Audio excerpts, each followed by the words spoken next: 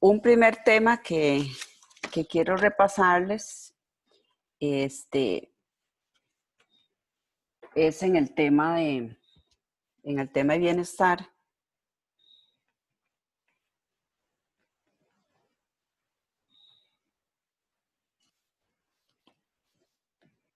¿Qué pasa? ¿Qué pasa, por ejemplo, si se establece un subsidio a la demanda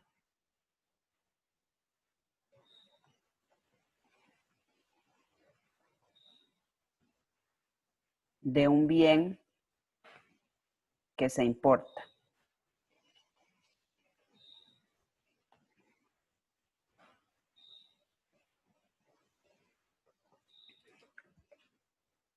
Estos son casos que tienen cierta complejidad, por eso se los traigo, porque tal vez no son ejemplos que hayamos visto mucho y entonces es bueno ver, digamos, casos, digamos, como este, ¿verdad? Y se los traigo porque el que les había puesto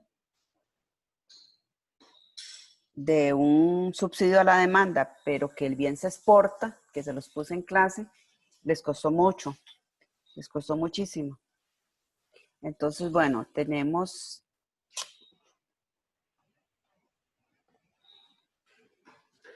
supongamos ofertas y demandas lineales.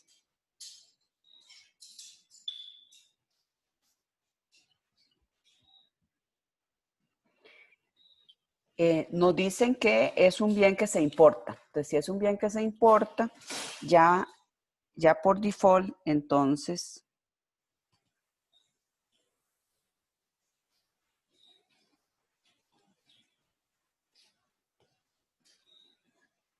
el mercado se rige por el precio internacional. Entonces, el precio internacional, PX, le vamos a llamar al precio externo, precio internacional.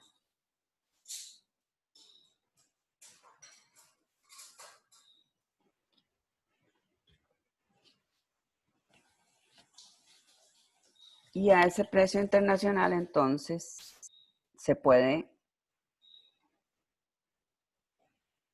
los demandantes adquieren QD, ¿verdad? Se ofrece QO, ¿verdad? Y la diferencia se importa. Esa diferencia son las importaciones, como ustedes saben. Este es peso X, ¿ok? Y se establece un subsidio a la demanda. Entonces la pregunta es, ¿cuál es el costo en bienestar?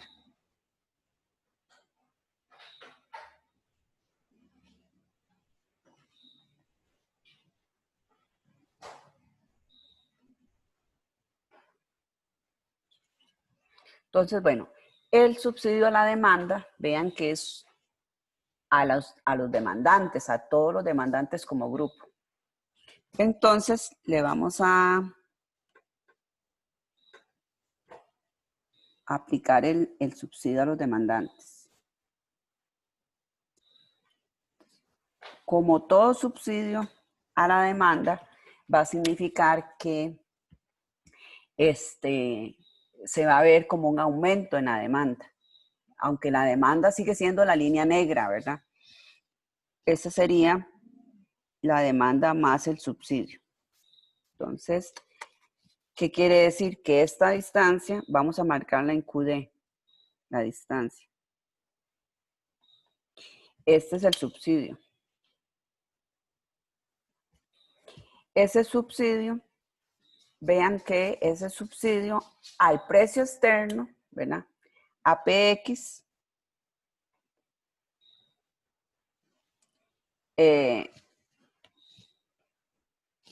APX, ¿verdad? Con el subsidio a APX puede comprar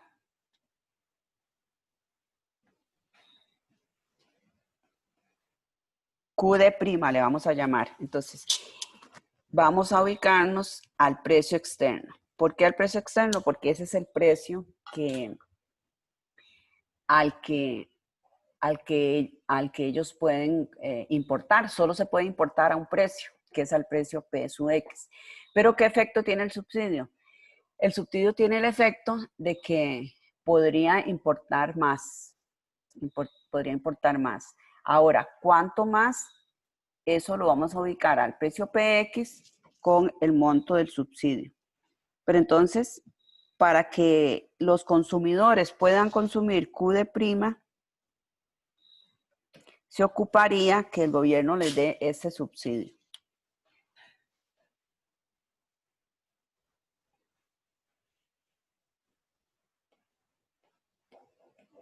O sea, que el bien les cueste PX menos S.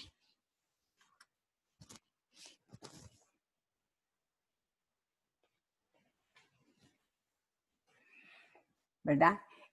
¿Por qué ahí? Porque tengo que ubicarme en la línea negra, que es la curva de demanda que me indica que a la cantidad Q de prima puedo comprar Q de prima, pero si el precio es PX menos S, ¿verdad? Entonces, ok, ¿cuál es el costo en bienestar? Entonces, el subsidio le permite a los consumidores consumir más Q de prima, ¿verdad? ¿Por qué? Porque el gobierno les está dando un subsidio que les permite comprar Q de prima al precio PX prima. O sea, con el subsidio a PX él podría comprar Q de prima si, o sea, con el subsidio, o sea, el precio sería PX menos S. ¿Verdad? Lo ven en la curva de demanda, en la línea negra. ¿Ok? Entonces vamos a marcar aquí toda esta área la vamos a llamar A. Bueno, vamos a llamar aquí A, B, C, D, E. Vamos a marcar esos letras. ¿Qué pasa con el excedente de los consumidores? Díganme ustedes, ¿qué ganan en términos de esas áreas? ¿Cuáles áreas ganan los consumidores? De todos menos la E, creo. Exacto. Ganarían ABCD, ¿verdad?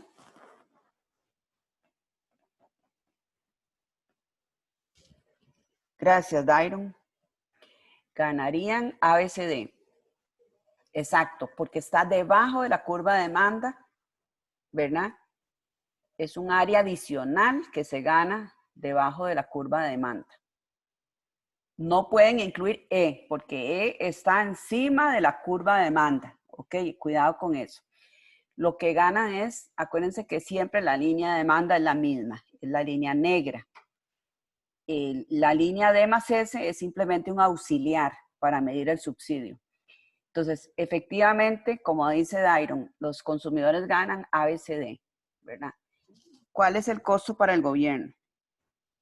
O sea, el costo para el gobierno. O sea, el gobierno tiene que pagar el subsidio que es por unidad consumida por las personas, porque es un subsidio a la demanda. Entonces, les va a subsidiar todo lo que los demandantes consumen. Entonces, ¿cuánto sería?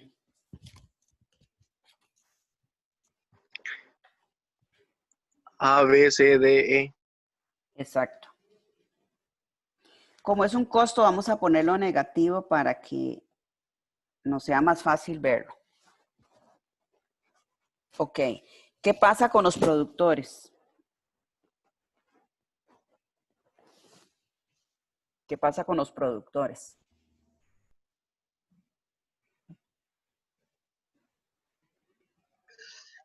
Van a perder A y, van a perder A. ¿Por qué? Eh, porque no, ya, no, ellos van a ganar ellos van Haga. a ganar A y S. Ay, me perdí ahorita, disculpa. No se preocupe, Alberto. Los productores, vean, ¿a qué precio venden los productores? Ellos venden a PX menos S. No, ellos siguen vendiendo PX. ¿No? Exacto. Ellos, acuérdense que es un subsidio a la demanda, Alberto. Entonces, los productores, ellos siguen vendiendo al precio X. El PX menos S es para los demandantes, para los que van a demandar. Porque si no, si les bajamos el precio a los oferentes, es como si les estuviéramos poniendo un impuesto a los oferentes, y no estamos haciendo eso. Entonces, los oferentes siguen vendiendo a P sub X, Q0, QO. Entonces, el excedente del productor no cambia.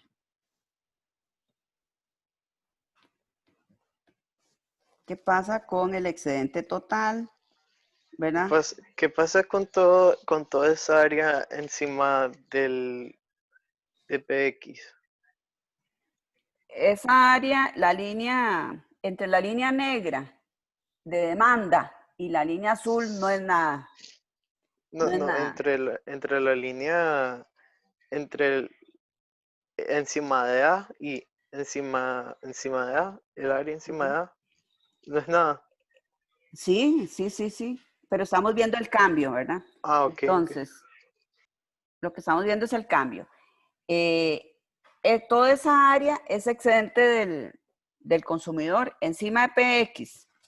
Encima de PX y por debajo de la curva de demanda es el excedente de los consumidores.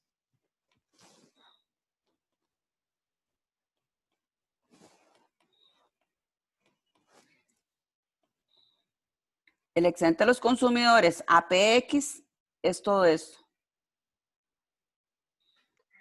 Gracias. Ajá, entonces, excedente de los consumidores antes del subsidio, ¿verdad? Antes del subsidio. Esto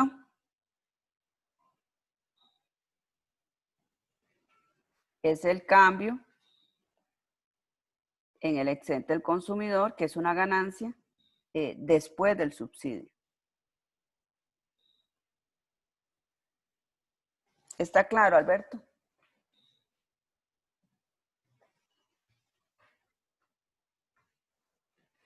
Y está claro, Alberto. Sí, muchas gracias. Y estos puntitos,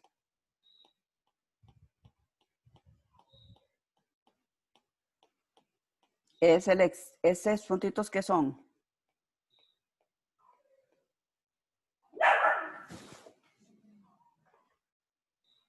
Es el excedente del productor.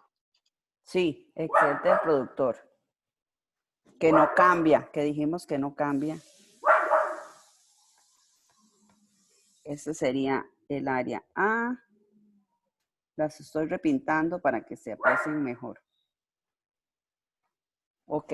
Entonces, ¿cuál es el costo en bienestar que le llamamos cambio en el excedente total? Cambio en el excedente total o costo en bienestar.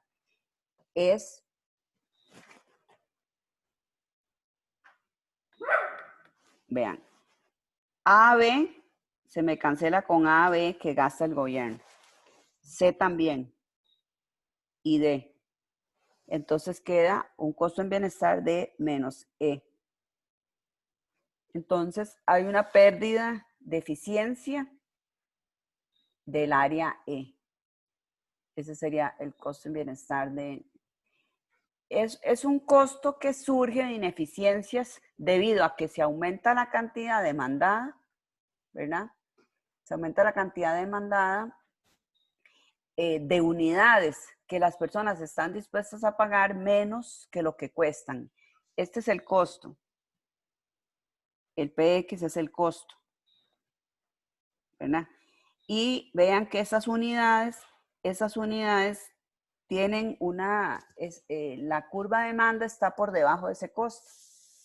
La curva de demanda está por debajo de ese costo. Entonces, eso quiere decir que se está, debido al subsidio, se está incentivando el consumo de unidades que son valoradas menos que el costo de producción o el costo de importación.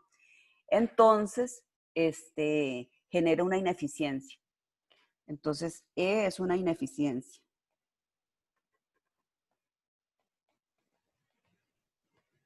Ineficiencia, ¿verdad? Ya que el costo es mayor a la disposición de pagar. A la disposición de pagar de esas unidades.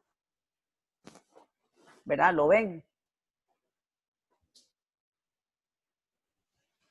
Ok, ahora vamos a hacer. ¿Qué pasa si el subsidio fuera sobre las importaciones? Subsidio sobre las importaciones. O sea, ¿cómo se diferencia? Díganme ustedes, ¿cómo ven diferente el subsidio sobre la demanda al subsidio sobre las importaciones?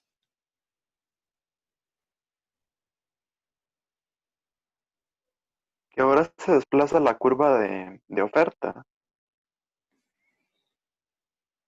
relativamente. No. ¿Cuál es la diferencia en el subsidio propiamente? El subsidio. ¿Qué es lo que se está subsidiando? ¿Qué es lo que se está subsidiando en cada caso? En cada caso.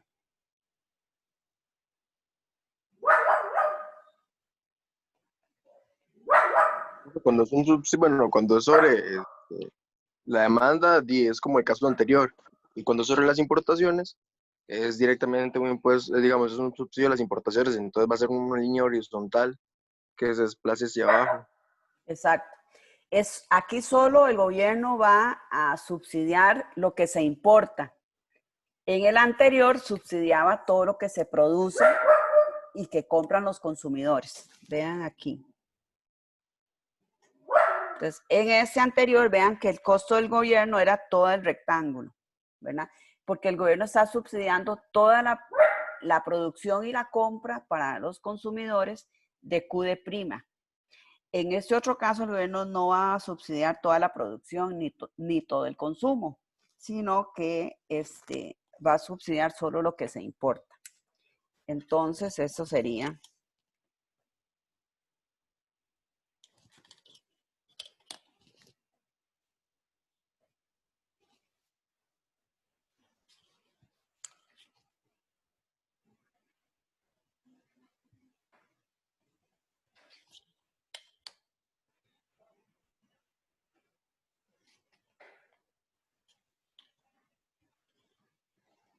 El bien se importa, ¿verdad? Entonces tenemos que ubicar aquí PX, ¿verdad? Se consumen, los consumidores consumen QD y los oferentes producen QO. Recuerden que esta es una situación eficiente. Importar el bien sin restricciones, libremente. Si el precio exterior es más bajo que el precio interno, es eficiente. Este es un resultado óptimo de Pareto. Pero el gobierno va a interferir en eso y piensa, según él, que va a beneficiar a los consumidores, porque los consumidores son los que reciben los bienes importados, ¿verdad? Entonces, les va a dar un subsidio sobre las importaciones. ¿Cuál es el costo en bienestar? Entonces, como decía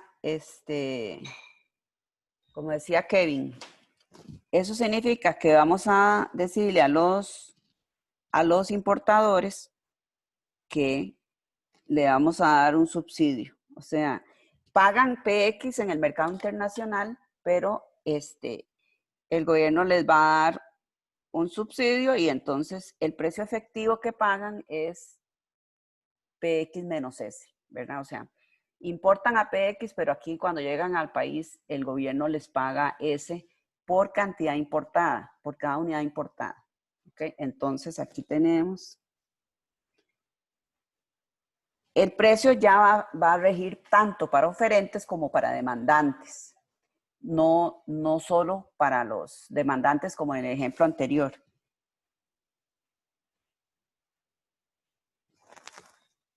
¿Verdad? Entonces, las importaciones aumentan, ¿verdad? Porque se les está dando un precio percibido más bajo.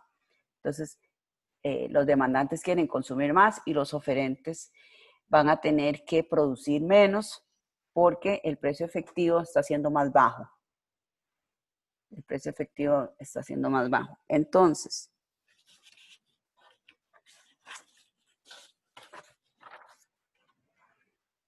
vamos a marcar las áreas, estas áreas A, B, C, D, E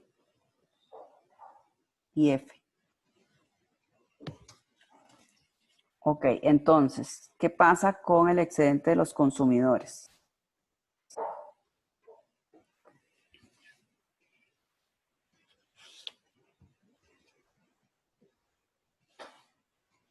Aumenta en A, B, C, D, E y F. F no, porque está por encima de la curva de demanda. Sí, perdón, me confundí. Gracias, Kevin y Dairon.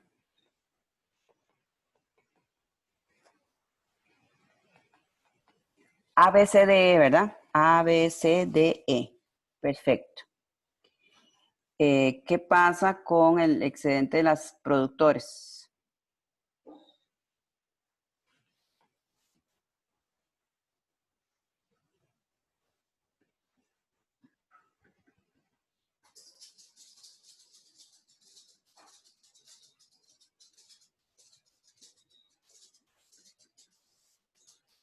A ver, Se reduce en A, B.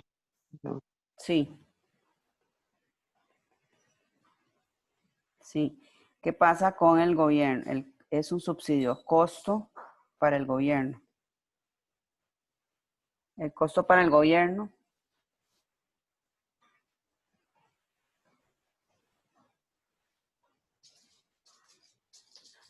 tienen que ubicarse cuánto se importa para ver cuánto es lo que el gobierno va a subsidiar.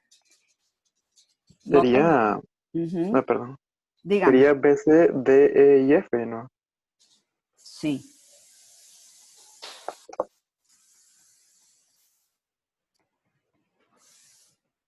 BCDF, ¿verdad? BCDEF. ¿Por qué? Para el que no lo tiene claro, porque esta es la distancia que se importa. Esas son las importaciones.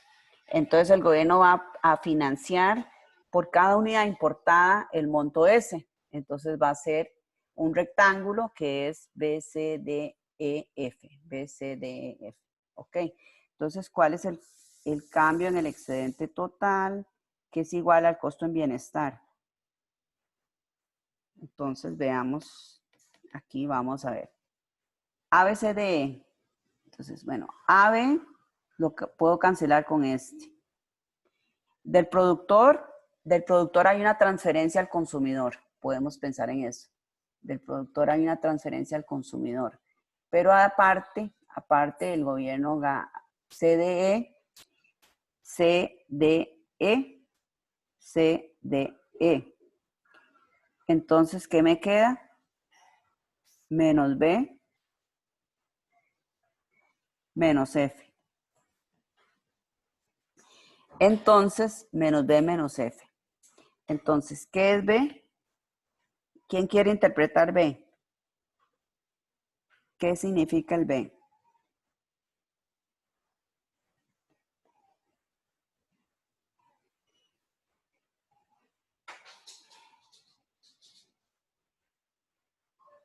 Vean que el B tiene como base una reducción en la producción de los productores locales, productores del país.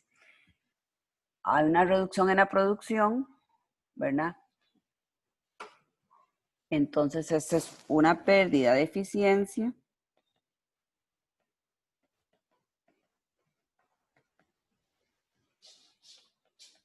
por disminuir la producción interna, ¿verdad? De unidades que costaban menos que el PX, ¿verdad? Que costaban producirlas menos que PX. O sea, era eficiente producir esas unidades y el gobierno, debido al subsidio, las está quitando. ¿Ok? ¿Qué significa la F? ¿Quién quiere interpretar el F?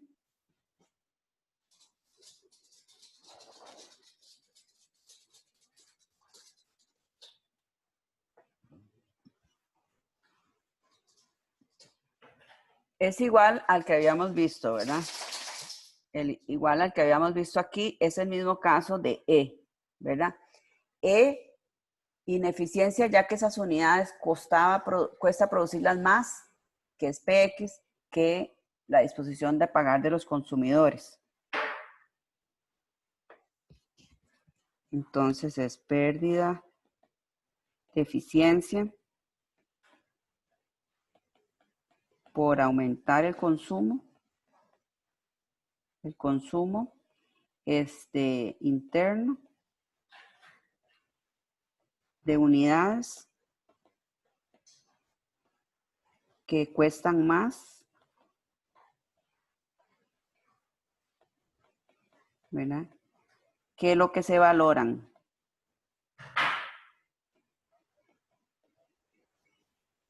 ¿Verdad?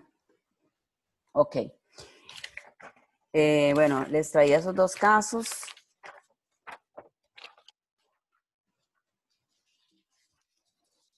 Vamos a ver.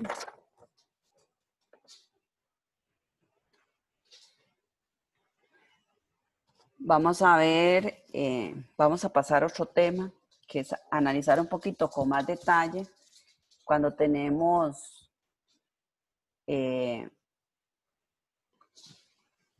preferencias cuasilineales. Profe, ¿puede poner la parte anterior un toquecito, por favor?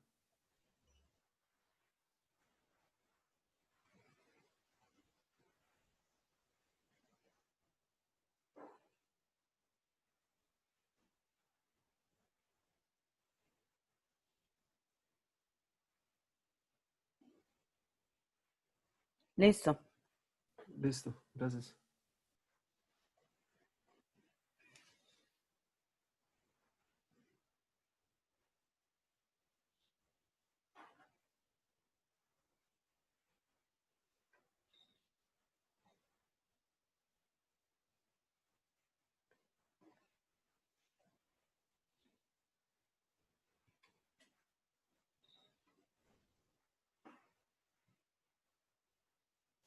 Preferencias cuasilineales. Entonces, estas casi no las vimos en clase, entonces me parece importante repasarlas.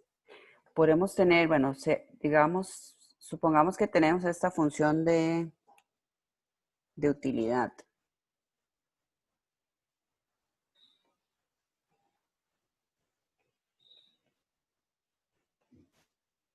Vean que esta es una cuasilineal en X1, ¿verdad?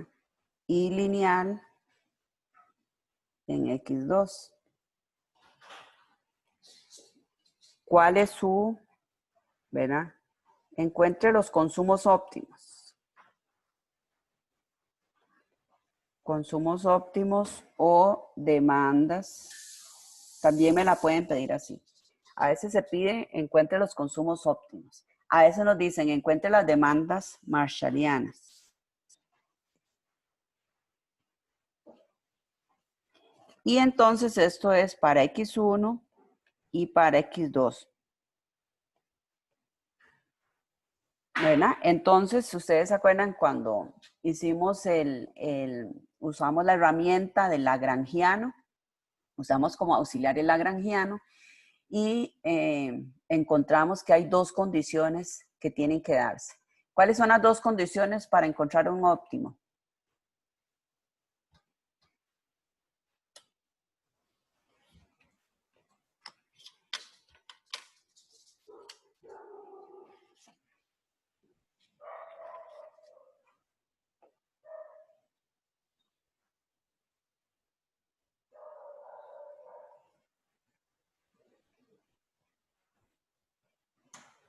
¿Ustedes qué hacen? ¿Cómo les gusta resolver este tipo de problema? No, yo de medio desarrollo lagrangiano desde cero. Pero ¿Usted prefiere desarrollar el lagrangiano? Bueno, hagámoslo con el lagrangiano. Entonces, el lagrangiano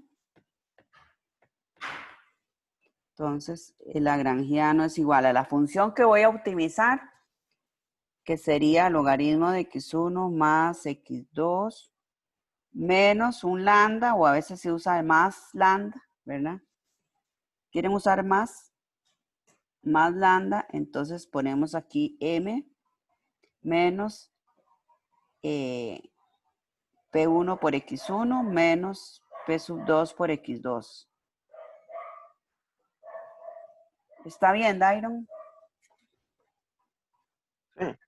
Sí. Bueno, entonces derivamos el lagrangiano respecto a X1 y entonces eso me da, ¿cuál es la derivada del logaritmo de X1 respecto a X1?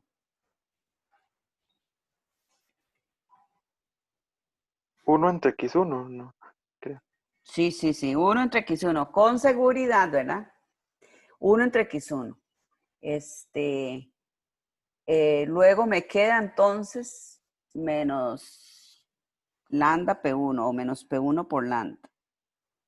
Menos lambda P sub 1, ¿verdad? Igualamos a 0, que era lo que lo decía Lagrange. Lagrange decía que una combinación X1, X2 que cumpla estas tres derivadas va a ser un óptimo. Luego, respecto a X2, bueno, hagámoslo aquí para aprovechar campo. Respecto a X sub 2, entonces va a ser 1, menos lambda P sub 2 igual a 0. Y la tercera es derivar el lagrangiano respecto a lambda. Entonces, me va a dar la restricción. ¿Verdad?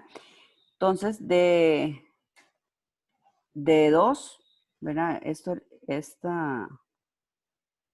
Llamémosle 1, 2 y 3. Entonces, de 1 despejamos lambda, ¿verdad?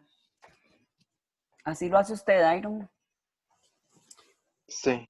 Despejamos el lambda, entonces me queda que lambda es igual a 1 entre P1 por X1, ¿verdad? De 2, también despejamos el lambda y entonces me da que el lambda es 1 entre P sub 2, ¿verdad? Entonces los vamos a igualamos, ¿verdad? Entonces eso implica que 1 entre P1, P sub 1, X1 es igual a 1 entre P sub 2.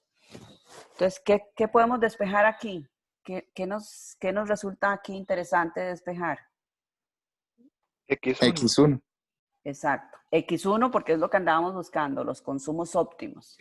Entonces, esto implica que X1 es igual a P2 entre P1, ¿verdad? P2 entre P1. Vean que X1, ya esta es la demanda marshalliana de X1. ¿Verdad? Ya lo que nos queda usar es 3, ¿verdad?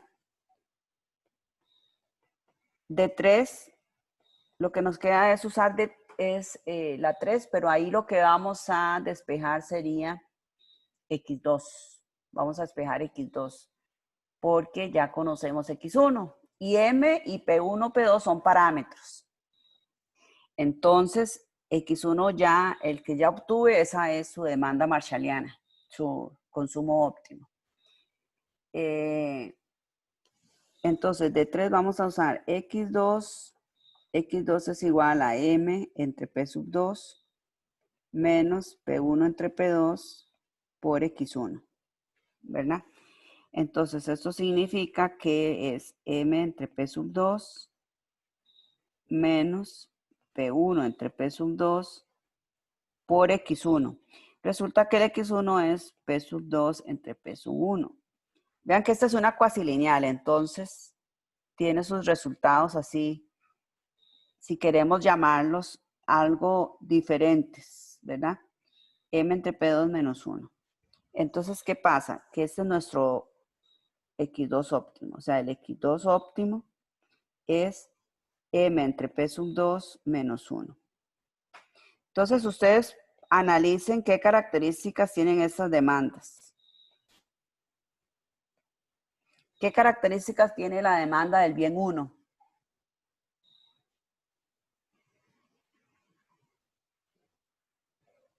Que depende de P1 y de P2. O depende de ambos precios. Que entre mayor sea el precio de P1, menor es la demanda. No depende de su ingreso. Exacto. X1 no depende del ingreso.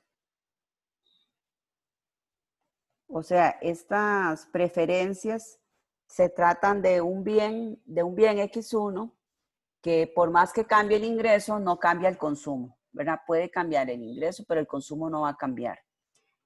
Un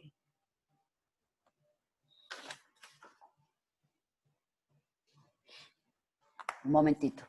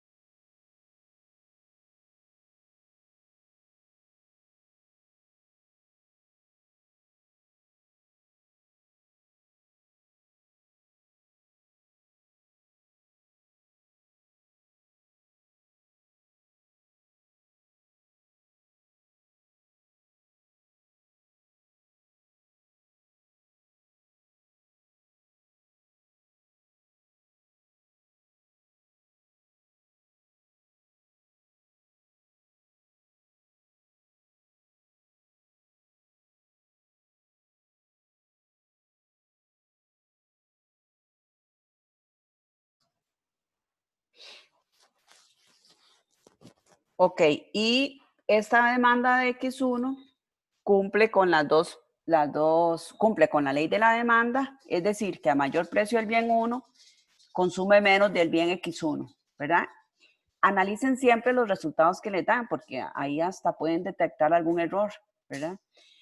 Está bien, entonces, una relación inversa X1 con P sub 1 y una relación directa P sub 2 con X1. Quiere decir que para el bien X1, es un bien sustituto con el bien 2, porque entonces si aumenta el precio del bien 2, consume más del bien 1. Esa relación directa quiere decir que los bienes son sustitutos.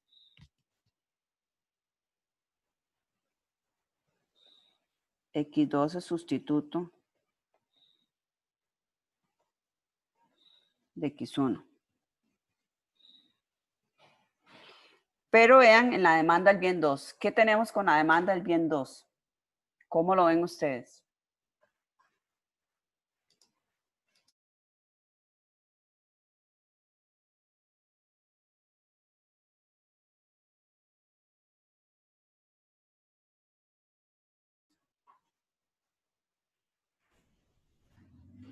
No depende del precio del bien 1. Exacto. ¿Y qué más ven en esta demanda?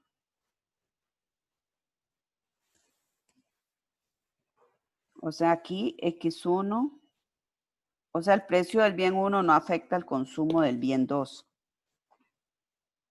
O sea, para este individuo, X1 no es sustituto, ¿verdad?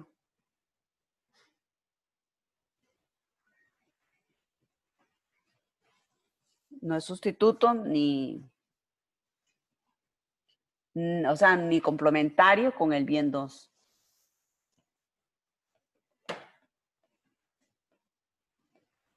Es algo extraño, ¿verdad? Porque el bien 2 sí lo sustituye por el bien 1, pero el bien 1 no lo sustituye por el bien 2. Del bien 2 sería aquí. Ok. Y sí depende del ingreso, ¿verdad? X2 depende de M. De M. Ok, entonces, bueno, otra cosa que puede interesarnos, esas serían las demandas marshallianas, pero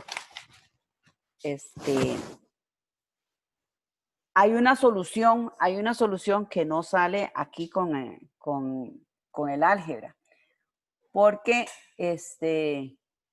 para que X2 sea positivo, bueno, eso es otra cosa que hay que analizar. Para que X2 sea positivo, se requiere, ¿verdad? Que M entre P sub 2 sea mayor a 1, ¿verdad? Eso implica que se requiere que el ingreso sea mayor al precio del bien 2. Podría haber una situación que el precio del bien 2 sea muy alto y que no le alcance con el ingreso. Entonces no consume nada del bien. O sea, hay soluciones de esquina. Si P2 es mayor a M, hay solución de esquina. Hay solución de esquina donde X2 es 0, ¿verdad? Y X1 sería, si consumo 0 del bien 2, ¿cuánto consumo del bien 1?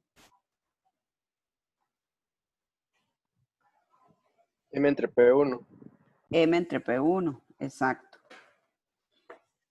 Entonces vean que está esa solución de esquina como una posibilidad cuando el precio del bien 2 fuera muy alto. Ok.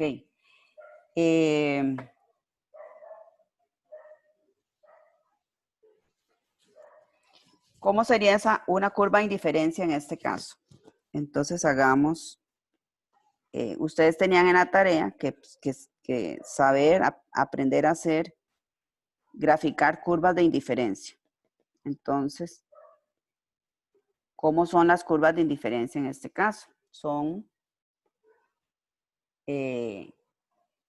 K es igual al logaritmo de X1 más X2, ¿verdad? Entonces, esto implica que X2 es igual a K menos el logaritmo de X1. Entonces, ¿qué significa? Que estas curvas de indiferencia tienen una intersección con el eje de X2 y después decrecen. Entonces, estas curvas de indiferencia son... Profe, ¿puede poner la página anterior un toquecito?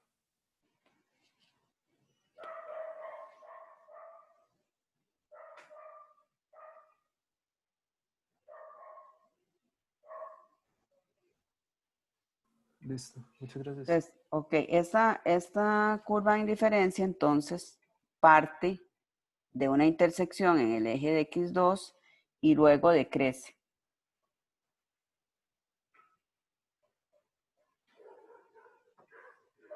y se acuestan así.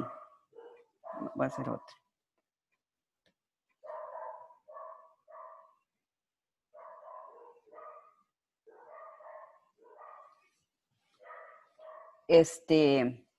¿Cuáles son los resultados que estamos obteniendo con el álgebra?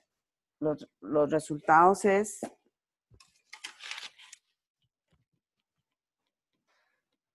estamos encontrando con el álgebra este óptimo.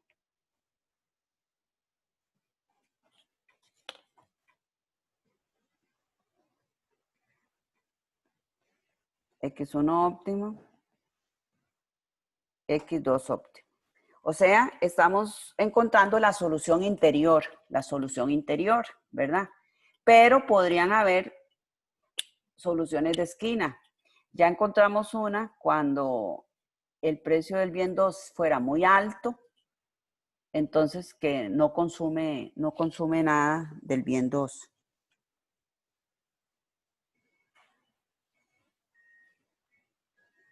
Entonces sería un precio muy bajo, ¿verdad? Es un precio muy, para ver, que no consuma nada el bien 2. Entonces,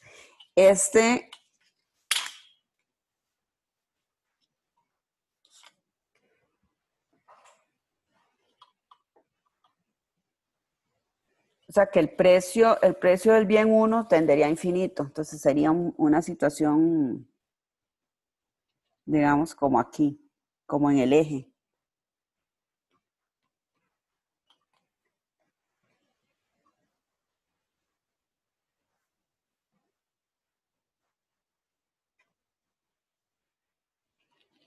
Bueno, algo así. Eso sería cuando no consume X2 es 0. Pero hay otra situación que también puede darse, que es lo contrario. ¿Qué pasa? Este se había dibujado en clase. ¿Qué pasa cuando el precio sea muy alto? Pero el precio del bien 1. Si el precio del bien 1 es muy alto,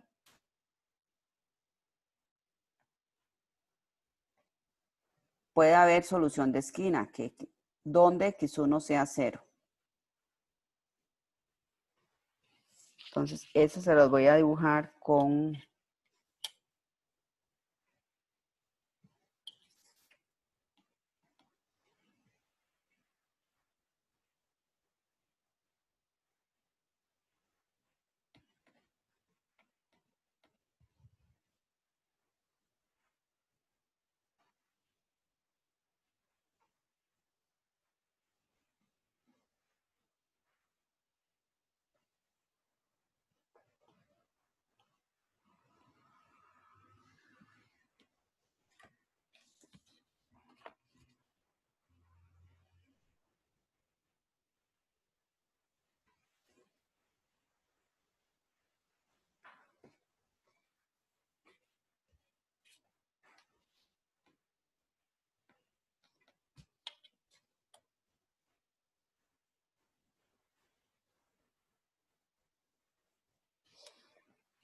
Digamos que aquí sea el precio P1 muy elevado como el verde, ¿verdad? Como la línea verde.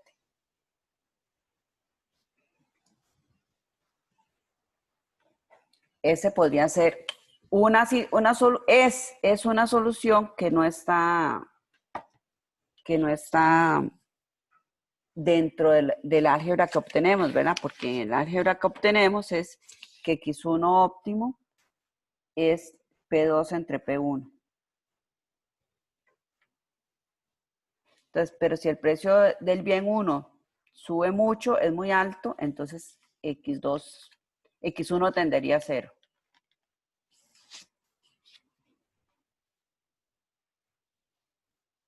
Vean que también, si uno grafica la demanda del bien 1, entonces tiene que graficar, P2 es una constante. La demanda del bien 1 es una demanda de lo que habíamos visto que se llama de elasticidad constante. igual a 1, ¿verdad? ¿Por qué sé que es igual a 1? Porque el exponente de P1 es 1. El exponente de P1 es 1, entonces es una elasticidad igual a 1. La demanda de X1, si graficamos aquí P1 y X1, es una asíntota, ¿verdad? Como ustedes saben, una asíntota que nunca toca los ejes. Nunca toca los ejes. Después está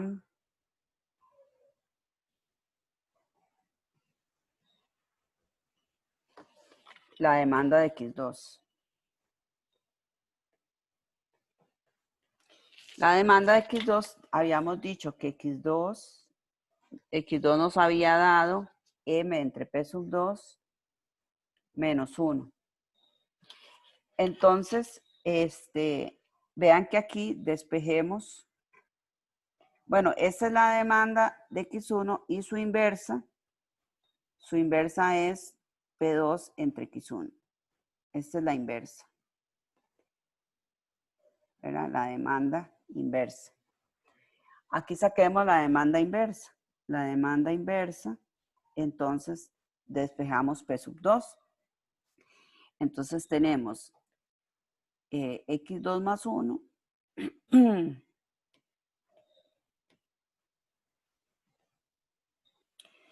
X2 más 1 por P sub 2 igual a M. Entonces P sub 2 es igual a M entre X sub 2 más 1.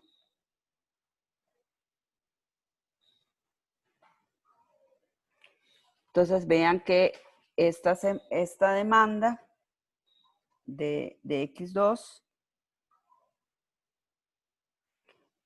cuando X2 es 0, esta demanda tiene un monto que es M, ¿verdad? Si toca al eje del precio. Y luego desciende asintóticamente, ¿verdad? Conforme X2 tiende a infinito, P2 tiende a 0.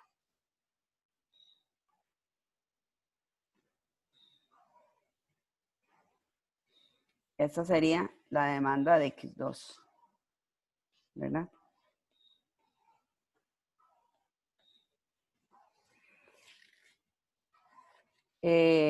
Veamos lo del efecto ingreso. Lo del efecto ingreso con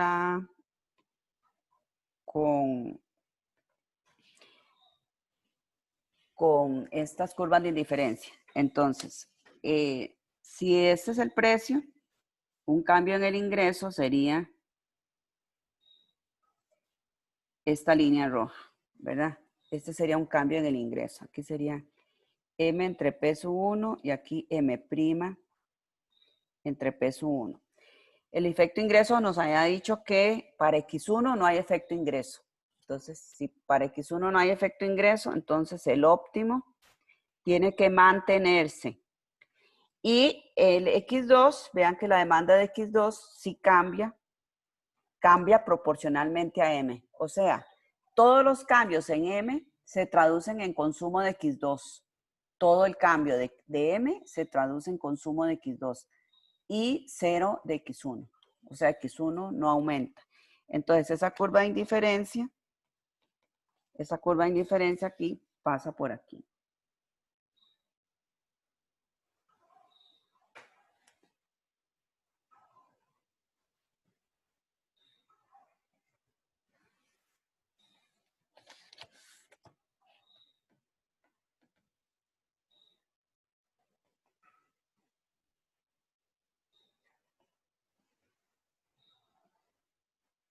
Ven, aquí tendríamos un equilibrio y aquí un equilibrio.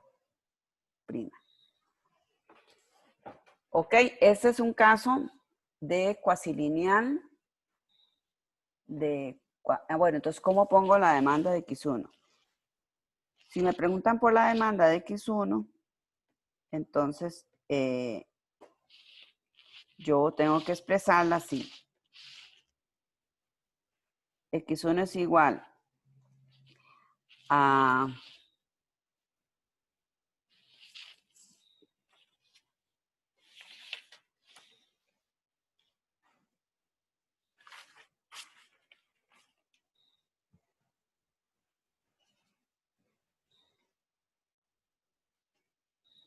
y x2 es igual a 0, 0 si m es menor o igual a p sub 2. Y m entre p sub 2 menos 1 si m es mayor a p sub 2. Entonces, en este caso, es lo que habíamos encontrado antes.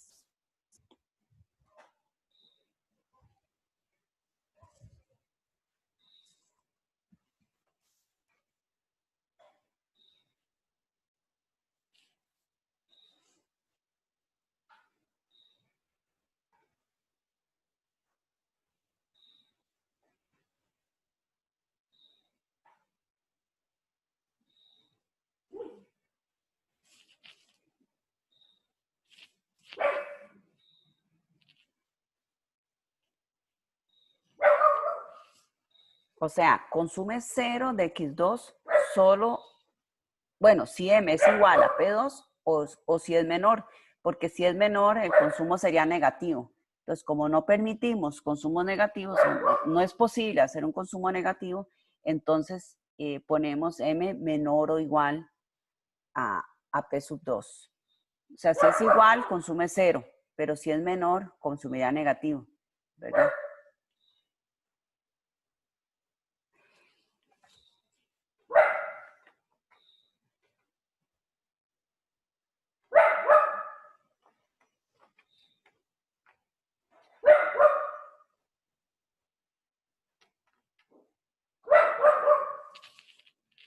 Aquí yo le pondría 0,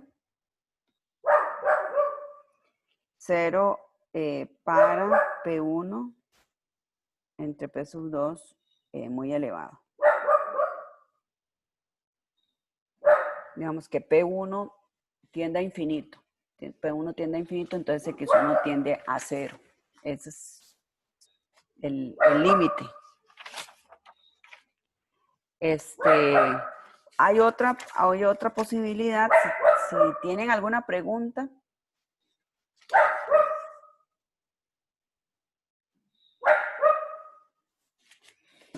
Vamos a ver, otra formulación. Otra formulación es, por ejemplo, que la utilidad de x1, x2 sea igual a x1 más b logaritmo natural de x2. Entonces vean que aquí tiene una ligera diferencia con la anterior, porque aquí es cuasilineal en x2. Cuasilineal en x2. La anterior era cuasilineal en x1 y es lineal en x1. Entonces, ¿cómo sería una curva de indiferencia? Bueno, una curva de indiferencia ya sería diferente porque tendríamos que tener k igual a x1 más b logaritmo de x2. Y entonces lo que podríamos despejar es el logaritmo de x2, entonces va a ser k menos a por x1 entre b, ¿verdad? Eso sería el logaritmo de x sub 2.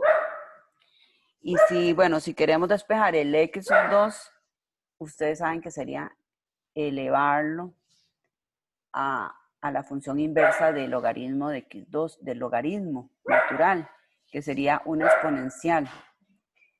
Pero bueno, no lo voy a hacer, nada más lo voy a dejar indicado. Esas curvas de indiferencia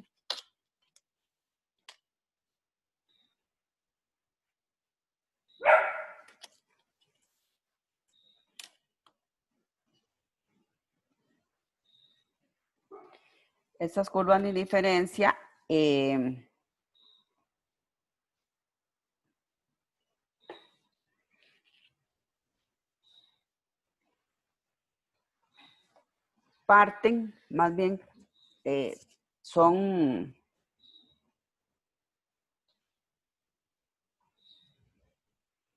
más bien verticales, pero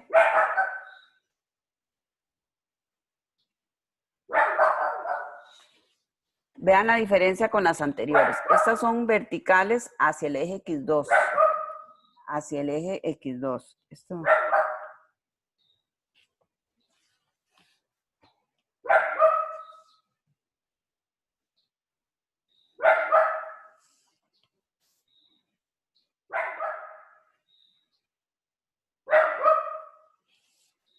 Bueno, no se tocan aquí.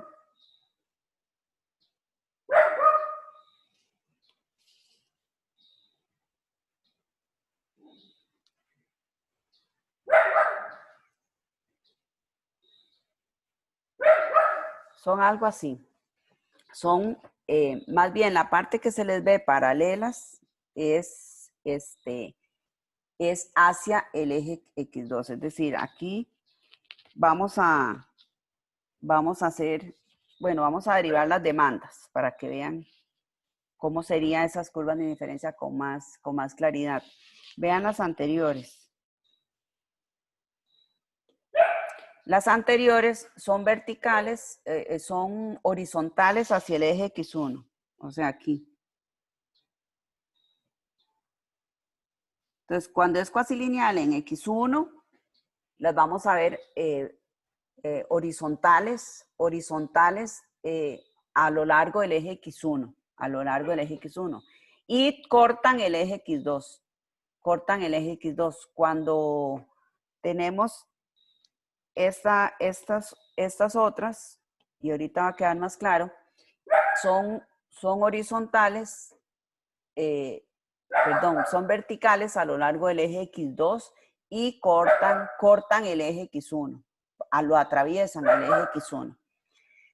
Esa es cuasilineal en X2. Ahora, quería que vieran cuáles son las condiciones que se derivan de un lagrangiano. De 1 y 2, de las ecuaciones 1 y 2, nosotros obtenemos, en este caso, de una vez nos sale la demanda óptima del bien 1. ¿Qué pasa si nosotros calculamos aquí la relación marginal de sustitución, ¿verdad? Que es igual a la utilidad marginal del bien X1 entre la utilidad marginal del bien X2. Si nosotros sacamos eso, ¿cuál es la utilidad marginal del bien X1? Derivar la utilidad respecto a X1. Si derivamos solo la utilidad sin usar el lagrangiano respecto a X1, nos va a dar 1 entre X1. ¿Verdad? Y luego lo dividimos entre la utilidad marginal del bien X2, que es derivar la utilidad respecto a X2, que da 1. Entonces, la relación de sustitución es 1 entre X1. Esa es la relación de sustitución. Y si lo igualamos a los precios, si hacemos la igualdad de la relación de sustitución a los precios, nos va a dar 1 entre X1 igual a P1 entre P2, ¿verdad? Que es lo que yo había obtenido. Esto que obtengo aquí es lo que había obtenido del lagrangiano, ¿verdad? Entonces, en las igualdades 1 y 2, cuando yo despejo los lambda y los igualo, lo que estoy haciendo es el paso de relación marginal de sustitución igual a la relación de precios, que es tener aquí la pendiente de la restricción presupuestaria, la relación de precios, ¿verdad? P1 entre P2 en valor absoluto, con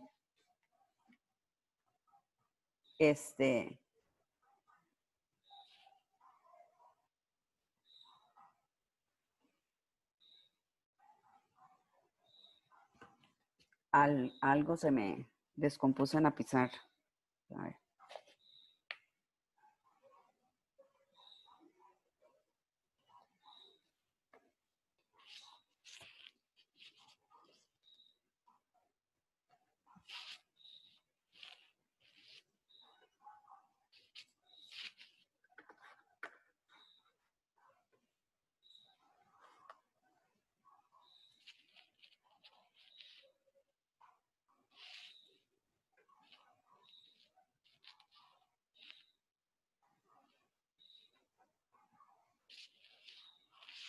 Ay, ya no lo puedo ver, que no sé qué está pasando.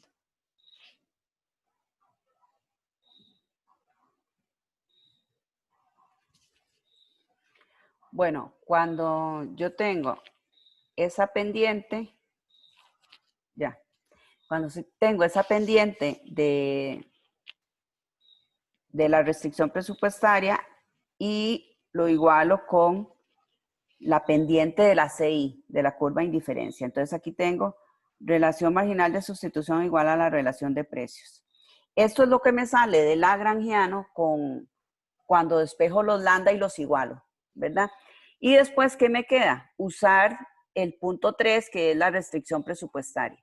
Entonces, yo, para simplificar, para hacerlo directamente, yo, bueno, en lo personal, casi nunca escribo el lagrangiano, sino que de una vez planteo que la relación marginal de sustitución sea igual a la relación de precios, ¿verdad?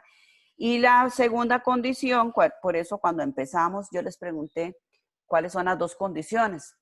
Una primera condición que tiene que darse es la tangencia de las dos, ¿verdad? Y la otra condición es satisfacer que yo gasto mi ingreso en los dos bienes. O sea que M o I es igual a P1 por X1 más P2 por X sub 2.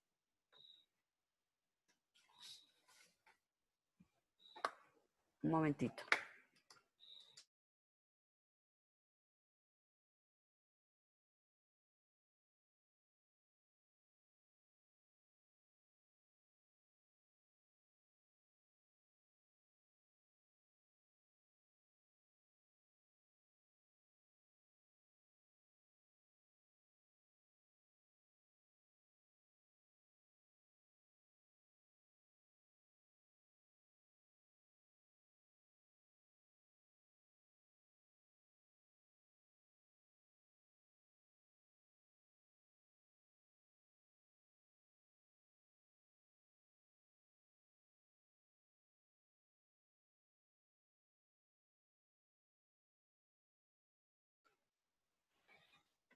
Ok, entonces, calculamos la relación de sustitución con la función de utilidad. Entonces, es utilidad marginal de X1 entre utilidad marginal de X2, ¿verdad? Y entonces, la utilidad marginal de X1 es A, ¿verdad? Y la utilidad marginal de X2 es B entre X2. ¿Verdad? Aquí, cuidado aquí con ese B logaritmo de X2, ¿verdad? Sería el B que queda arriba y la derivada del logaritmo de X2 es 1 entre X2. Entonces esto me da X2, bueno, eso es A entre B, eso es A entre B por X2. Esa es la relación marginal de sustitución. Vean que aquí es diferente a la Cobb-Douglas, porque la Cobb-Douglas queda con X1 abajo. Y lo igualamos a la relación de precios. La segunda sería A entre B, X2 igual a P1, P1 entre P2. O de una vez, esto lo igualamos a P1 entre P sub 2. Así nos ahorramos un poco de tiempo. Entonces, nos da que X2 óptimo, de una vez nos da el X2 óptimo, porque no depende de X1, va directamente el resultado. Entonces va a ser B entre A por P1 entre P sub 2. Aquí, de nuevo, ¿verdad? No depende de M. No depende de M. ¿Verdad? No depende de M. Sí depende del precio del otro bien. ¿Verdad? Hay una relación inversa entre X2 y P2. Entonces parece que está bien, razonable. ¿Y cuánto sería X1? ¿Verdad? Yo sé que X1 de la restricción presupuestaria, ¿verdad? Mi segunda condición sería usar que X1 es igual a M entre P sub 1 menos P sub 2 entre P sub 1 por X sub 2. Aquí despejo para X1 la restricción. Ok, entonces aquí me da que, perdón, me da que esto es igual a M entre P sub 1 menos P sub 2 entre P sub 1 por X2, que es B entre A por P1 entre P sub 2. Y entonces vean que esto se va a simplificar en M entre P sub 1 menos B entre A. Entonces, X1 es mayor o igual a 0 si M entre P sub 1 es mayor o igual a B entre A.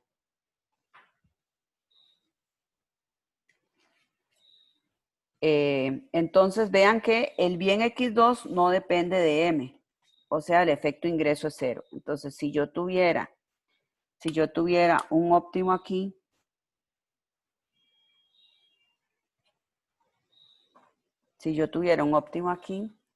entonces, y hago un traslado del ingreso,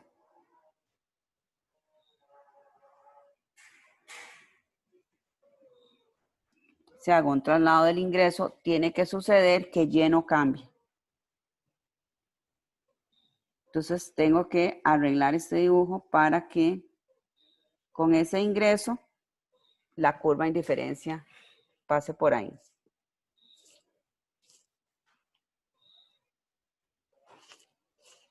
Entonces, por aquí tiene que pasar. Entonces, ven que se van a hacer muy verticales ahí. Muy verticales.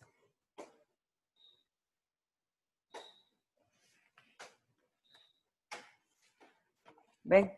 Bueno, entonces, aquí, ustedes que tienen que decir, bueno, que la demanda de X1 es M entre P1 menos B entre A.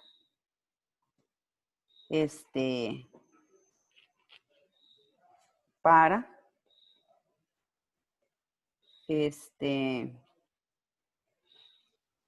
bueno, puede ser para esa condición.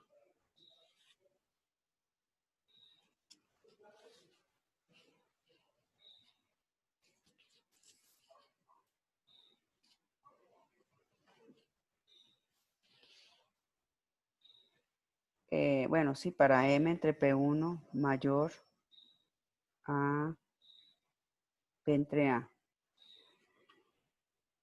Y también podría ser 0. La demanda del bien 1 podría ser 0. Y entonces, bueno, la demanda de Y X1, X2 sería aquí.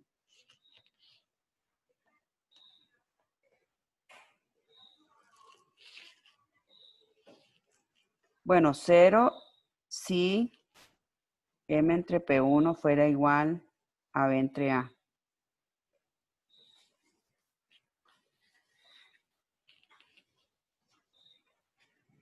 Menor o igual. ¿Verdad? Porque los negativos serían, pasarían a ser 0. El consumo negativo. Luego, en la demanda de X2, tenemos que es B entre A por P1 entre P sub 2.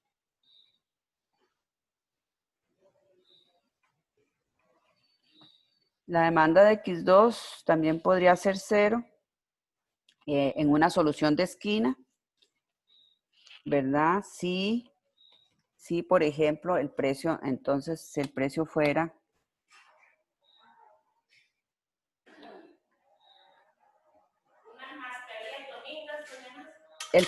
muy bajo. El precio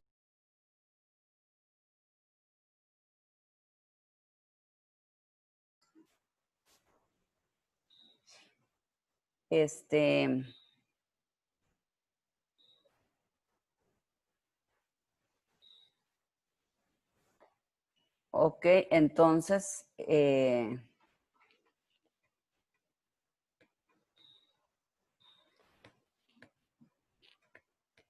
lo pueden ver. Si P2 es muy alto o P1 entre P2, digamos, muy bajo, entre comillas, podría ser una solución de esquina, ¿verdad? Bueno, no sé si tienen alguna duda con estas cuasilineales.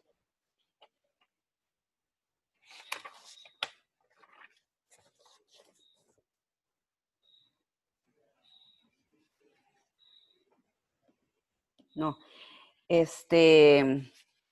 Ustedes pueden practicar la separación de efectos. Hagan ustedes, porque no me va a dar tiempo hoy, hagan la separación de efectos usando variaciones compensatorias y variaciones equivalentes, Hicks y Slosky, parten de un equilibrio y se dan un aumento en el precio o una reducción del precio. Acuérdense que en esa separación de efectos lo que tienen que tener cuidado y les va a servir de guía es donde el efecto ingreso es cero. Entonces, donde el efecto ingreso sea cero, ese va a ser un punto clave para la hora de marcar dónde tienen que ir los compensados, los consumos compensados.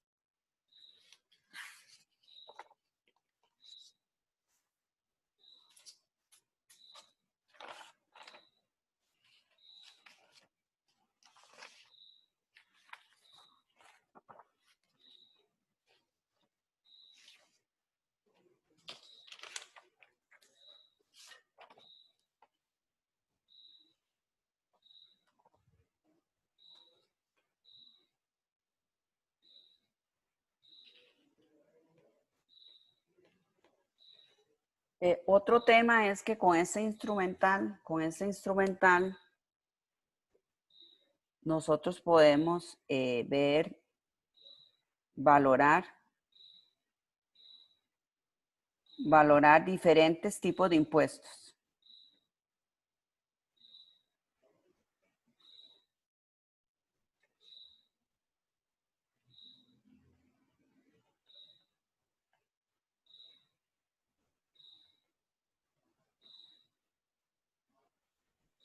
En términos del efecto sobre el bienestar del consumidor.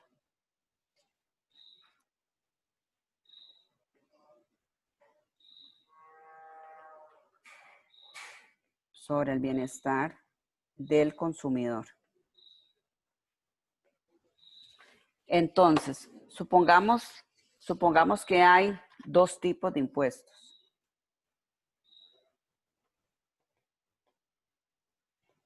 Tenemos la opción de poner un impuesto sobre la cantidad consumida,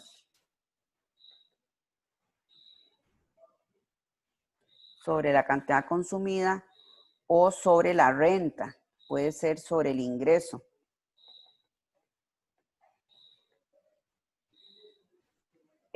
Ambos recaudan igual monto. Esto es importante. Ambos recaudan igual monto para el gobierno.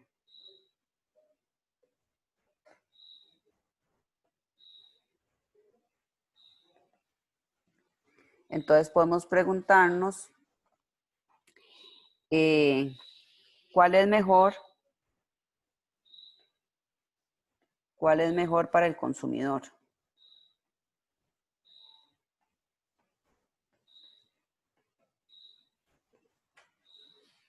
¿Cuál es mejor para el consumidor? Entonces, lo podemos ver primero gráficamente y después lo vamos a hacer algebraicamente.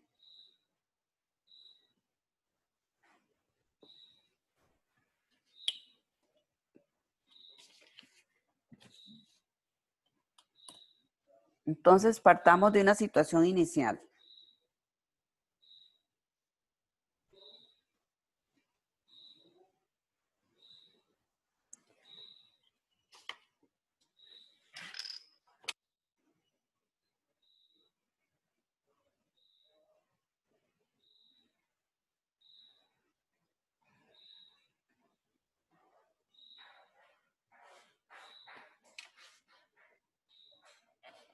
Este le vamos a llamar I.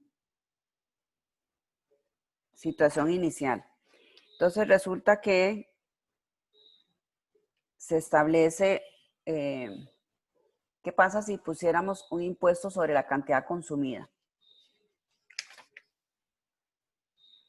Entonces, ese impuesto sobre la cantidad consumida implicaría que el precio va a ser P1 más el impuesto, porque le estoy cobrando un impuesto sobre la cantidad consumida. Entonces, el precio significa que es lo que se paga por unidad. Como el precio se paga por unidad, le sumamos el monto del impuesto. Sobre la renta o el ingreso, implicaría que tendríamos un M' que es M menos el impuesto. Esas serían las diferencias. Entonces, en este gráfico de preferencias, apliquemos primero un impuesto sobre la cantidad consumida. Entonces, el impuesto sobre la cantidad consumida implicaría del bien 1. Entonces, que aumenta el precio del bien 1.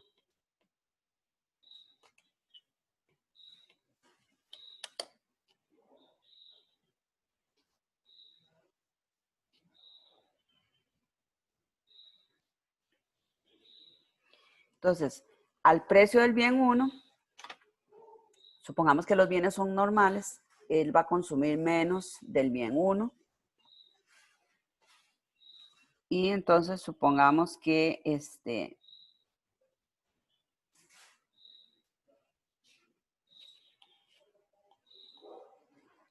esa curva de indiferencia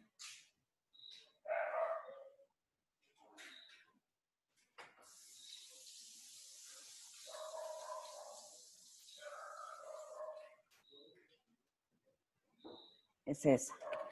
Ese es el punto final.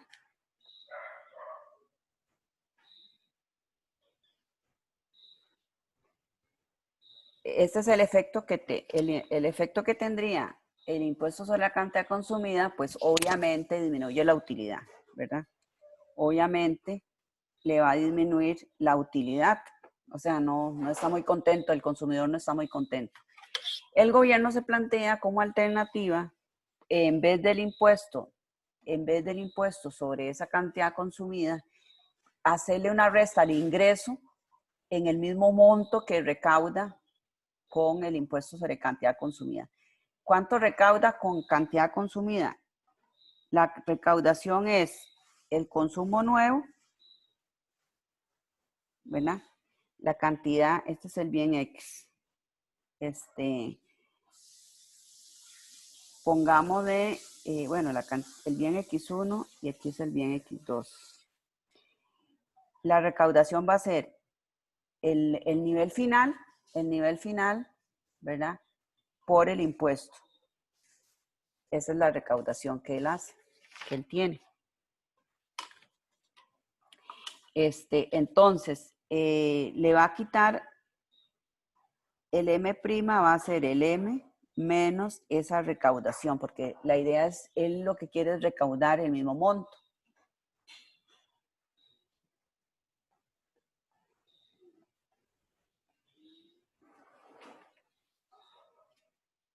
Ok, entonces, gráficamente, ¿qué tiene que pasar? Gráficamente tiene que pasar que sin cambiarle los precios, o sea, los precios iniciales, le vamos a quitar ese ingreso. Para que recaude el mismo monto, ahora vamos a verlo algebraicamente, que para que recaude el mismo monto, tiene que pasar por el punto F. Pasa por el punto F. Entonces, este va a ser M' entre el P1 inicial. Este es el M entre el P1 inicial y este es el M inicial entre el P1'. No, el P1 más impuesto. Es el P1 más el impuesto. ¿Verdad? Entonces, que aquí podemos ver que si esa línea pasa por F, eso es una variación, eso es como si hubiera hecho una variación equivalente, ¿verdad? Es una variación equivalente. En vez de quitarle por un aumento de precio, ¿verdad? Le voy a quitar ingreso. En vez de aumentarle el precio, le quito ingreso. Es una variación equivalente, en este caso, a la Slotsky. Pasa por la canasta final, ¿verdad? Variación equivalente a la Slotsky, ¿verdad? Y vean que él podría, entonces, como le mantienen el mismo precio, pero le restan ingreso, él podría alcanzar esa curva de indiferencia más alta. Entonces, ¿cuál política es mejor para él? Este va a ser, vamos a llamarle F'. Entonces, F es el equilibrio con un impuesto sobre la cantidad.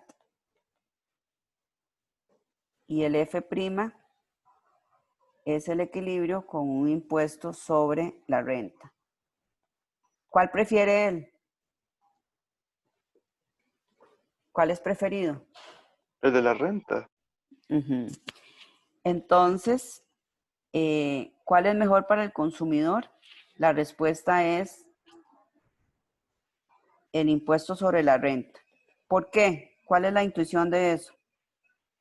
O sea, aquí lo que nos dice es que ustedes preferirían que les pongan un impuesto sobre la renta y no un impuesto sobre el precio del bien. ¿Por qué?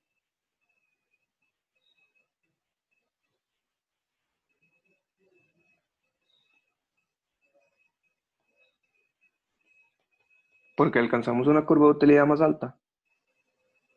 Sí, una curva de indiferencia más alta, pero ¿qué significa eso? ¿Pero por qué podemos alcanzar una curva de indiferencia más alta?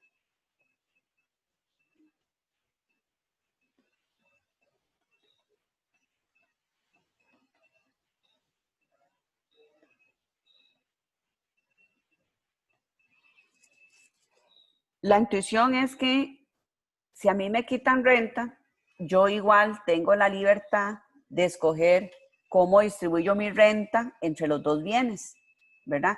No me alteran los precios relativos.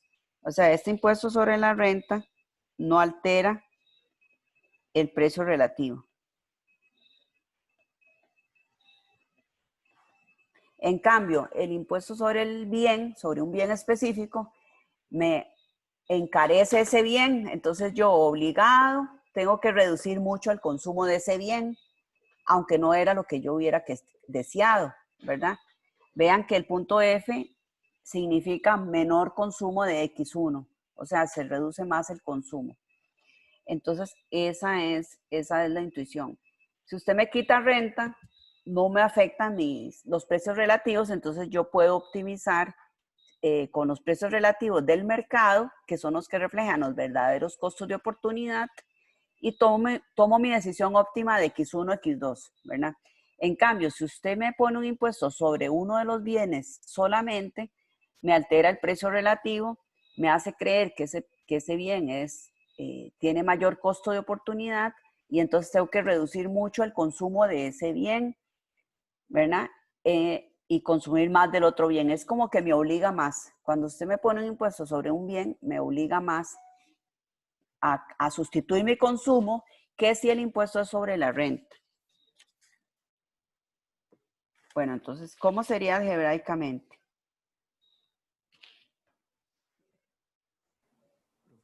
¿Puede poner la anterior un toquecito?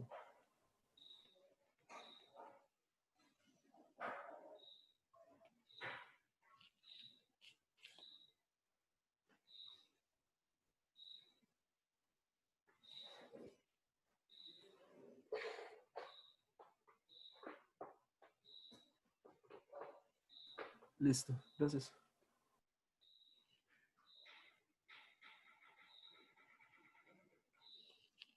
Entonces, algebraicamente sería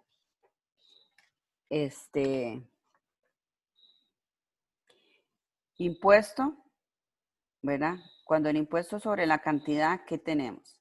Tenemos que mi situación inicial es esta.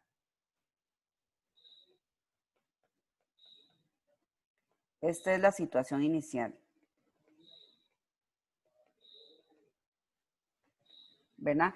Situación inicial, o sea, tengo P sub 1, tengo el ingreso M, ¿verdad? Y me enfrento al precio P sub 2 y tomo mi decisión óptima, ¿verdad? Ese es el punto que llamamos I en el gráfico, el punto que llamamos I en el gráfico. Con el impuesto, ¿verdad? Con el impuesto sobre la cantidad, vamos a tener que la restricción mía sería M igual a P1 más T por X1 óptimo, porque ahora tengo que tomar otra decisión, ¿verdad? Cuando el precio ya no es P1, sino es P1 más T, yo tengo que cambiar mi consumo, mi renta es la misma, el precio ahora para mí va a ser P1 más T más P sub 2, que es el mismo, por el X2 óptimo. El X2 también cambia porque tengo que sustituir el consumo de los bienes. Entonces, esta es la situación final. Situación final, el punto F que llamamos, ¿verdad? ¿Cuánto es la recaudación? Bueno, dijimos que él va a recaudar de impuesto T por X1 asterisco. O sea, el consumo nuevo de X1 por el monto del impuesto. Impuesto sobre la renta. Sobre la renta que recauda la misma cantidad, ¿verdad?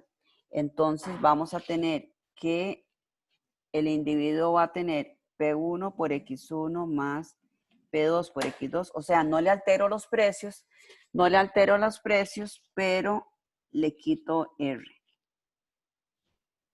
Le quito R, o sea, M menos T por X1 asterisco. Esto lo puedo reacomodar.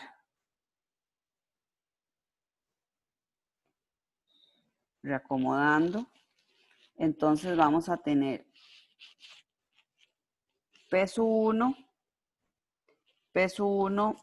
por X1 más T por X1 asterisco, ¿verdad? Más P2 X2 igual a M. Entonces, reacomodándolo así, tengo el mismo ingreso, pero le paso el monto del impuesto a la derecha. Entonces, ¿por dónde pasa? ¿Cuánto es este efecto? ¿Verdad? ¿Cuánto es ese efecto? ¿Y cuáles son estas canastas? Estas no sé cuál es X1 y cuál es X2. No sé. En el gráfico yo les dije que pasaba por el punto final, pero hay que demostrarlo. Hay que demostrar, entonces, se va a demostrar, o sea, para ver por dónde pasa. Entonces, se requiere determinar por dónde pasa esta nueva restricción. O sea, cuánto es X1 y cuánto es X2. Entonces, vamos a demostrar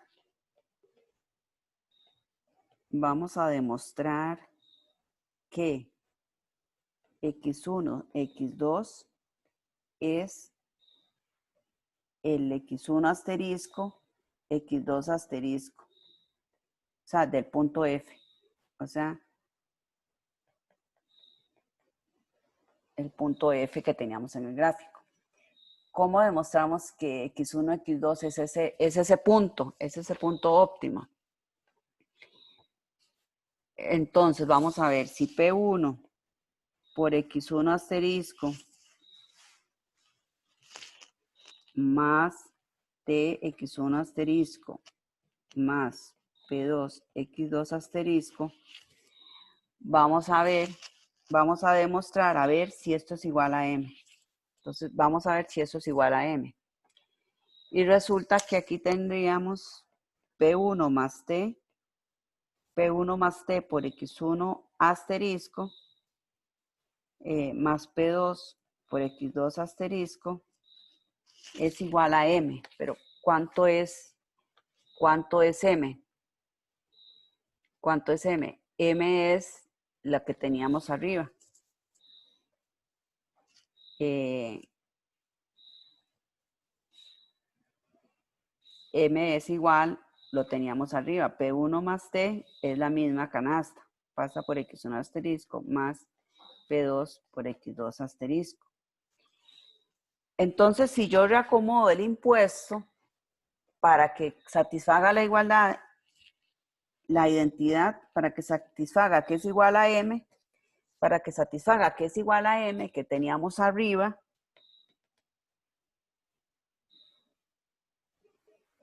tiene que ser que X1, X2 es X1, X2 asterisco. Entonces, eso implica que el X1, X2, producto del impuesto, ¿verdad? Producto del impuesto sobre la renta es el X1, X2 que teníamos, producto del impuesto sobre el precio. Entonces, eso es, o sea que esa recta presupuestaria sí pasa por ese punto óptimo, que es el punto F que yo les decía. O sea, lo que estamos viendo algebraicamente es por dónde pasa esa línea roja, por dónde pasa.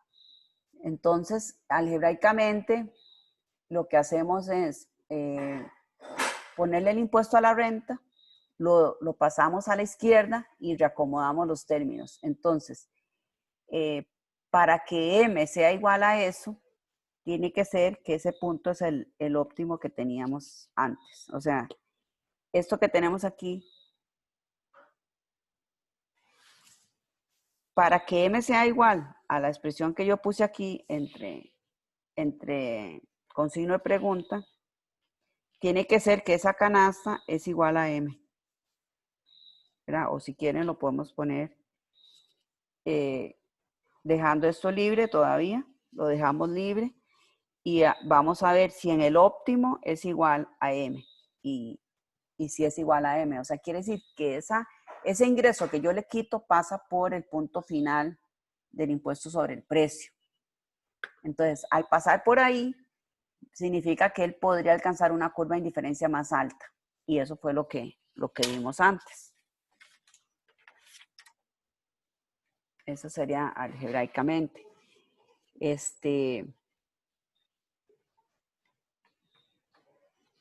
No sé si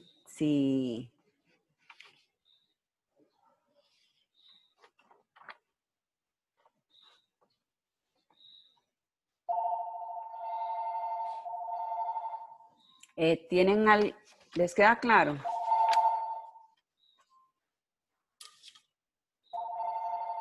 Profe, ¿puede haber algún caso en el que eso no se cumpla? En que eso no se cumpla,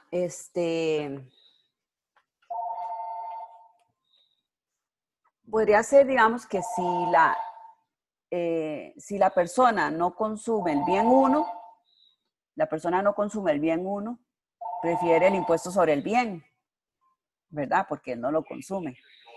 Que el impuesto sobre la renta, porque el impuesto sobre la renta va a afectar a todas las personas en una reducción de su renta, a todas parejo. En cambio, el impuesto sobre el bien solo afecta a los que consumen ese bien.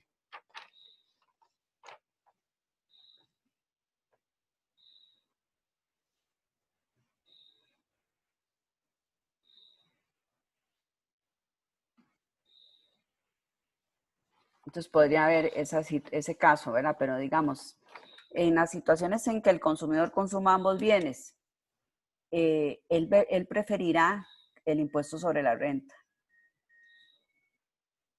del mismo monto, ¿verdad? Si para hacerlos comparables decimos que los dos recaudan el mismo monto. Entonces el gobierno dice, bueno, yo ocupo recaudar 100 colones. ¿Qué prefieren? Entonces, mejor quítenos los 100 colones del ingreso y así nosotros optimizamos con base en los precios relativos. Y esa decisión es mejor que tener que sustituir el consumo debido al impuesto, ¿verdad? Sustitución que no hubiéramos hecho si no existiera ese impuesto. Entonces, pues, digamos, en condiciones así, como les menciono, sí sería siempre preferible el impuesto sobre la renta.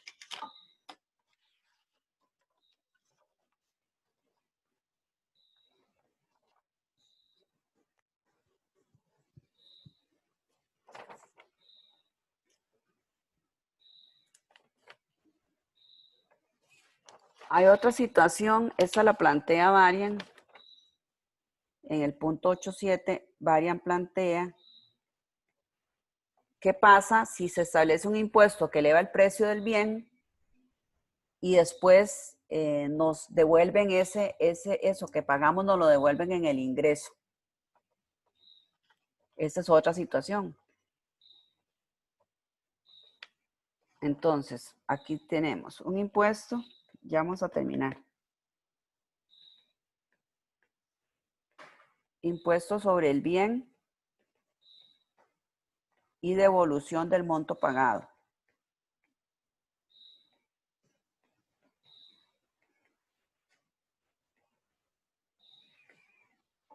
Entonces, bueno, aquí el supuesto que hay que hacer es que supongamos que todo el impuesto recae sobre el consumidor. Ese sería un supuesto. Todo el impuesto, porque ustedes saben que se reparte entre consumidores y vendedores. Supongamos que todo el impuesto recae sobre el consumidor. Entonces, bueno, ¿cómo sería algebraicamente? El precio va a ser precio más el impuesto. O sea, el consumidor soporta todo el impuesto. Entonces, disminuye X de X a X'. ¿Verdad? El impuesto reduce el consumo. Ya sabemos. ¿Verdad? ¿Cuánto se recauda? Se recauda el T por el X', ¿verdad? Se recauda eso. El T es P' menos P, ¿verdad? El cambio en P. El T es P' menos P por X'. La restricción presupuestaria inicial que tenemos es M. El ingreso es igual a P1 por X1 más P2 por X2. Supongamos que bueno, aquí se puede suponer, si uno quiere, que X2 es el numerario, o sea, es el consumo de otros bienes, o numerario, o el bien dinero, y P2 es 1. Entonces la restricción la vamos a trabajar como P1 X1 más X2. Devolución del impuesto, que ya pagamos el impuesto, consumimos X', nos obligaron a consumir menos X'. Entonces, pero resulta que el gobierno dice que nos va a devolver el impuesto que pagamos. Entonces vamos a tener como restricción el M que tenemos original más la devolución. La devolución va a ser T por X', que es lo que pagamos. Y esto va a ser igual al precio más el impuesto por el X' más el X2'. Esto es X1'.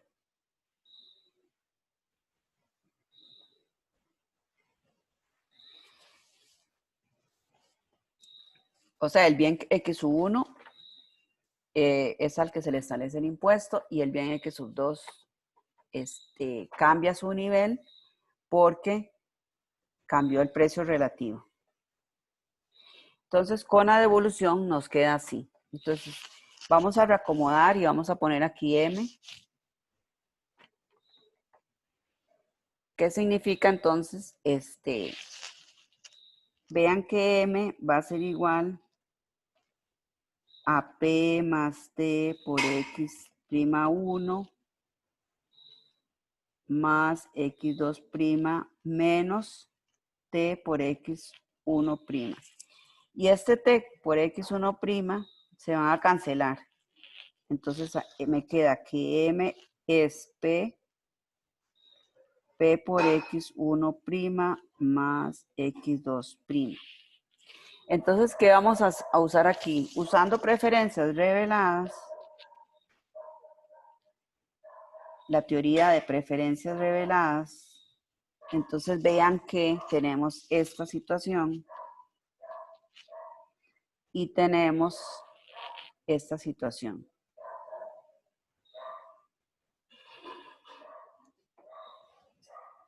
Con preferencias reveladas, ¿qué significa eso?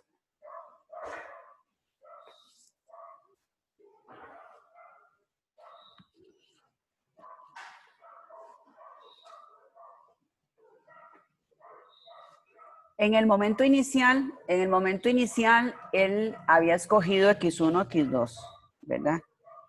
En el inicio, escogió X1, X2, ¿verdad? En el inicio escogió X1, X2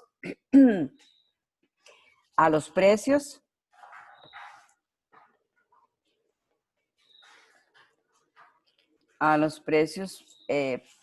peso 1, este es el precio del bien 1.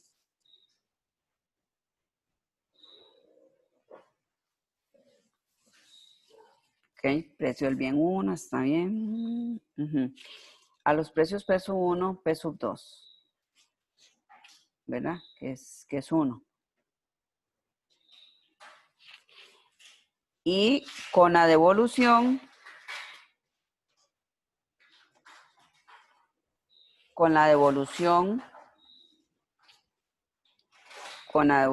escogió X', X2',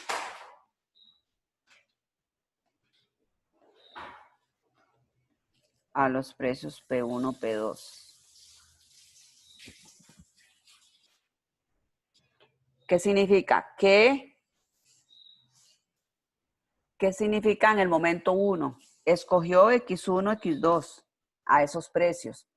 Y a esos precios, X1, X2' era accesible también, porque M es igual, o sea, él hubiera gastado igual si consume la canasta X'1, X2'. ¿Cómo sé que hubiera gastado igual? Por el M. Entonces, X1', X2' era accesible cuando escogió X1, X2. Eso implica que con la devolución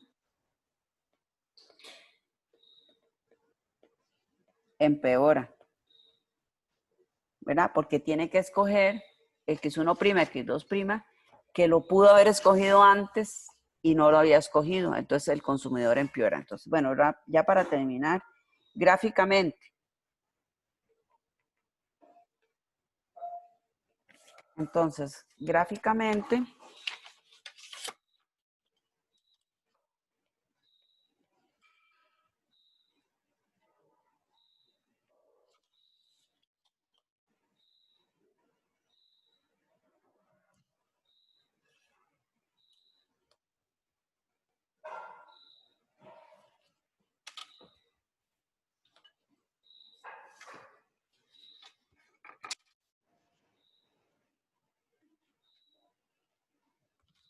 esa va a ser la situación inicial. La situación inicial. Esta es la situación inicial. Ahora con el impuesto, esto es M entre peso 1.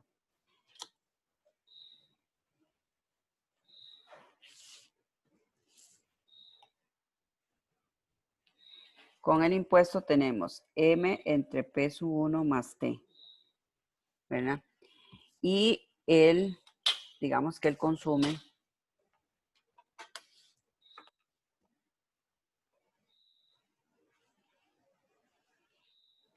ahí, la situación final.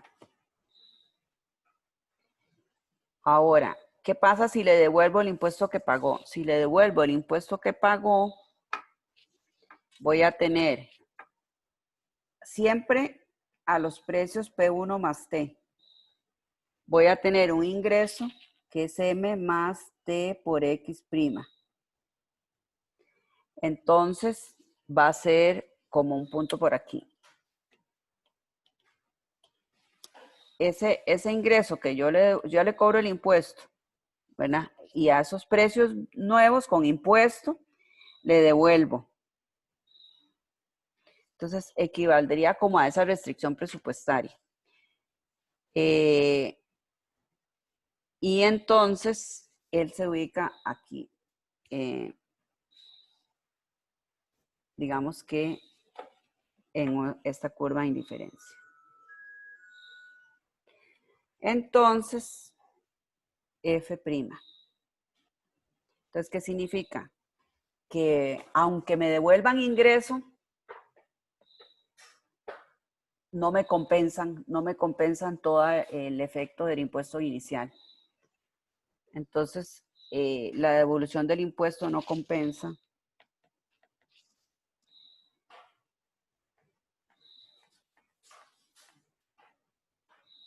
Restricción presupuestaria roja, ¿verdad?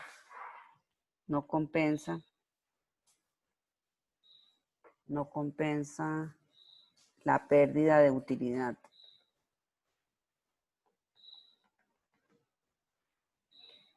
Respecto al inicio, ¿verdad?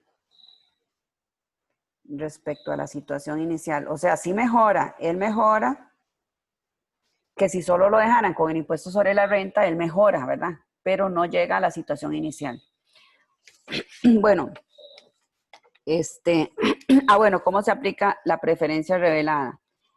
La preferencia revelada entonces se aplicaría de que con los precios iniciales, vean que con los precios iniciales él pudo haber comprado F', ¿verdad?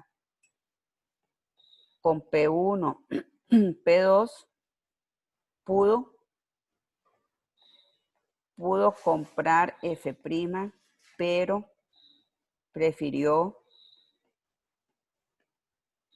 I, ¿verdad? Entonces él está con una canasta que antes no había escogido, o sea, él empeoró.